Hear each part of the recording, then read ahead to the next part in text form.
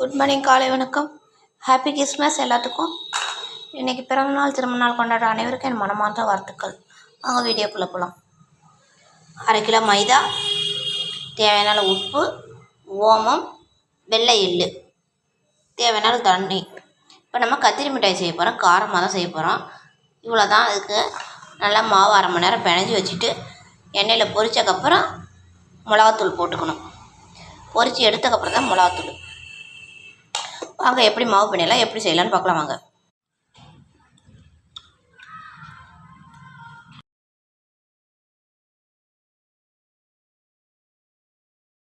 குழந்தைங்களுக்கு லீவ் விட்டதுனால ஸ்நாக்ஸ் செஞ்சாச்சு. கலக்கலா காரம் சாரமாக இங்கே பாருங்கள், ஒரு வாளி ஃபுல்லாக குட்டி வாளியில் செஞ்சு வச்சாச்சு. 1/2 கிலோ மாவு தான் எடுத்தேன், செஞ்சு வச்சுருக்கேன் பாருங்கள். குழந்தைங்களுக்கு காரம் சாரமாக நல்லா சவுட்டு போகாமல் நல்லா ஸ்டோர் பண்ணி வச்சுக்கலாம். இந்த வீடியோ பிடிச்சிருந்தா லைக் பண்ணுங்கள், ஷேர் பண்ணுங்கள், கமெண்ட் பண்ணுங்கள்.